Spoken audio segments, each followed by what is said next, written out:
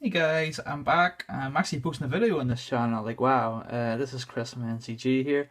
I'm just gonna post my Monarch deck profile that I took the locals on one with. I know you're probably bored to death of seeing a Monarch deck, but I'm pretty happy with this deck, and it's my channel, so I'm gonna post it. So yeah, just go through all the usuals. There's the tokens if you just want to see what I use as tokens. So yeah, start with the main deck. Um, Playing the obvious, 3 Erebus, triple Ether. I don't agree anything less than Erebus. He's the best card to start if you're going first turn 1. And to partner it, I'm playing triple Kuras because I play Gofu, and the relation between Gofu and Kuras is magnificent because you get to pop the tokens and draw free cards, and free cards are good. So 9 Monarchs. I think that's pretty consistent. I'm playing 2 Idea, 2 Eidos. I hate Eidos with a passion. I think he's terrible. If he didn't partner so well with Idea, I would cut him completely for like Mithra, or maybe not even, maybe just better cards. But the reason I'm playing 2 and 2 is because Idea is too crucial in the fact that he adds back stuff. That's the reason why I use him. He's so prone to Vec failure, and if this does get a Vec failure, you probably lose, and I don't like that. So yeah, that's the only reason why I play him, just so you can add back the pantheism or the stuff that you've banished with Prime. But obviously they are a double-edged sword. They come with weaknesses. I do hate those. I'm playing Gofu because I think the Ultimate Auckland build is now the best build. There's no sort of argument, I don't think, because Junk Synchron, it was sort of meh, because you have to discard a card, but this card is free to special summon, and you get 2 tokens that you get the pop of Kuraz for free card. So I don't believe that you shouldn't be playing this card in the deck. Even if you're not even playing Ultimate Auckland, come to think of it, and you still just play that card. I'm playing the garbage engine, 3 and 3, because as Duncan Harbison said on his video, this is the best red layer substitute because you don't need to control no monster special it, so you don't need to worry about risking an M phase prime because you might draw into the Gofu. This is okay because you can draw into this and still make an Exceed play. True, you're restricted on what Exceed you can make, but that's irrelevant because Adria's is still good, and Shark Fortress you can OTK with. The reason I'm playing 3 Garbage Lord is because I don't want to play, or I don't want to pay a max of 6k life points just to resolve them all and deck them. If you've noticed, that's all the monsters. You notice I'm not playing any Gem Knights because I'm not playing Brilliant Fusion. I'm playing this instead, and you're probably thinking, well, how can you play this instead? They're not really comparable. I think they are. The Brilliant Fusion engine is fantastic in the way that dumps Idea to add back your stuff, or it can give you a free tribute if you're playing like Dark Witch or Jack's Knight with Lazuli, I think his surname is. But obviously the drawback is it can brick pretty heavy. If you draw multiples, or if you open the Gem Knights, then that's kind of game over. It's really hard to play back from that because it just adds more bricks. Monarchs don't lose the very much. They beat Blue Eyes really easily. They beat Cosmo really easily. They have a really good pendulum matchup, and obviously the mirror EDM usually beats the main Monarch. So Monarch EDM does not lose the very much other than the brick. So I'm trying to reduce the amount of bricks possible. That's why I'm not playing the Billion Fusion engine. I literally just don't want to lose to myself. So I'm playing these instead. These are fantastic. They just extend plays. They're obviously a partner with Gofu. There's so many Gofu setups. All you have to do is open Gofu and you're flying. So yes, I'm playing triple instant. I'll show you the targets I'm playing for instant later. The usuals, 3, 3, 3, don't believe you should play any less than 3 because it's too good with Kuraz.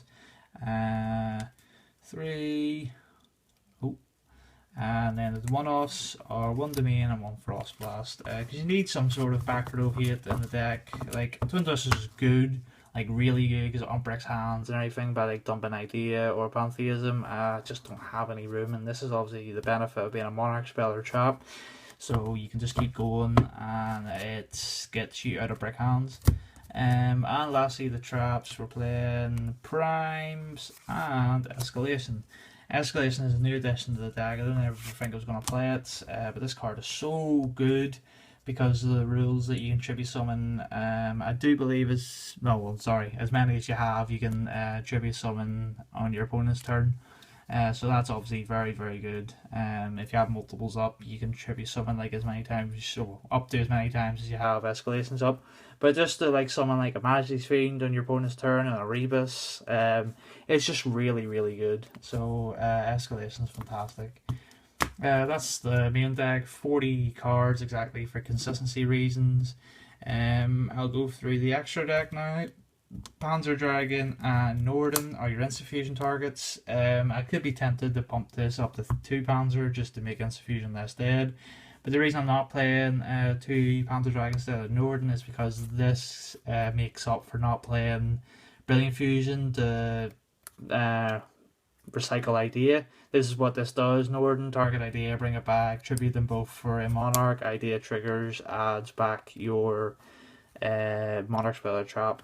So yeah, that's really strong. That's the Instant Fusion targets. Zoklin and pals, 1 Zoklin, 1 Crystal Wing, 1 Ignister, because there's people at my locals that play Pendulum, and 1 Scrap Dragon. I actually don't have a Michael, but I actually think this is better because every time you do make Zoklin, you're making it with Gofu. So you have 3 tokens and Scrap Dragon, pop a token, pop 1 card on your opponent's side of the field. And he's a level 8, so you get the overlay with your Monarchs to continue your plays, and he's 2800. So I don't even believe this is worse than Michael, it's just a different sort of card you can play.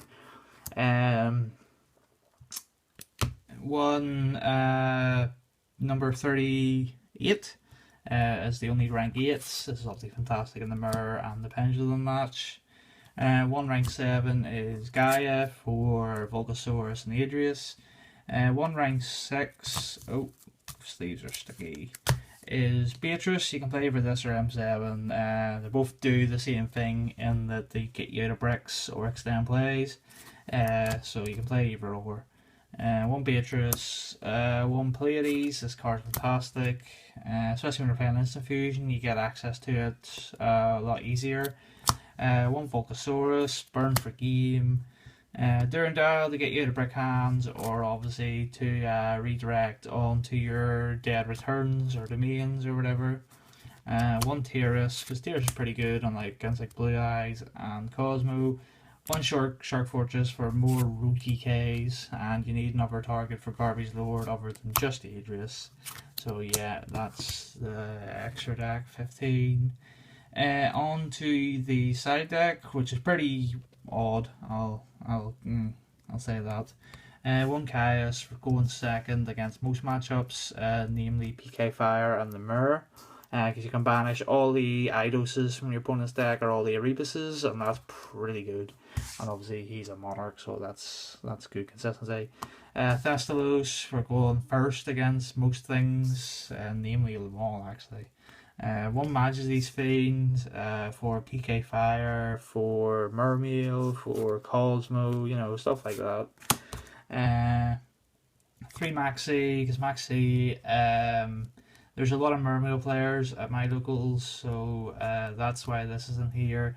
Even against the EDM match, I noticed how good this card is against myself, because I special summon Gofu, triggered to get tokens. He dropped Maxi, so obviously he got 1 off the tokens, and then if I want to continue with a Zokan play, I would have drew like 5 cards. So yeah, that wasn't ideal. I had to go with a backup plan, and the backup plan was Aether, which is pretty bad as well because it special summons. So yeah, but 3 Maxi against anything going second, like Mermail, PK Fire, even the EDM I would side it in. 1 Regeki, I can't not play this card. This card is just so sacky against anything going second. Just demolish boards and to stack an OTK pretty easily. 1 March, I side this in against most things when I sided Majesty's Fiend in as well, because Majesty's and March's game against quite a lot. Mermail, because they're only out Scam Sale. Against PK Fire, they have very little outs. This is obviously a Monarch Spell Trap, so that's pretty good. Even not just with Majesty's, this against PK Fire is fantastic, because how do they really out a Monarch that can't be targeted? That's just really good. I thought I was playing triple. I am playing triple. Triple twin twisters. This card's just too good. There's a lot of discards in the deck, and obviously clearing back row is good. One strike of the Monarch. This Duncan Harbison is right.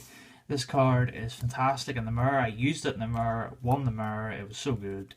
You negate your opponent's Stormforth, negate your opponent's ideas. It's just so good, like so good.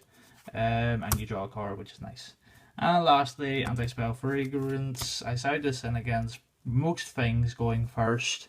If I'm going first, like the Mirror, Blue Eyes, Pendulum. This card's just really good, and obviously you can side in the Twin Twister. Oh, Twin Twisters to partner it, so you can destroy all your opponent's back row. That's obviously a lot of cards to side in.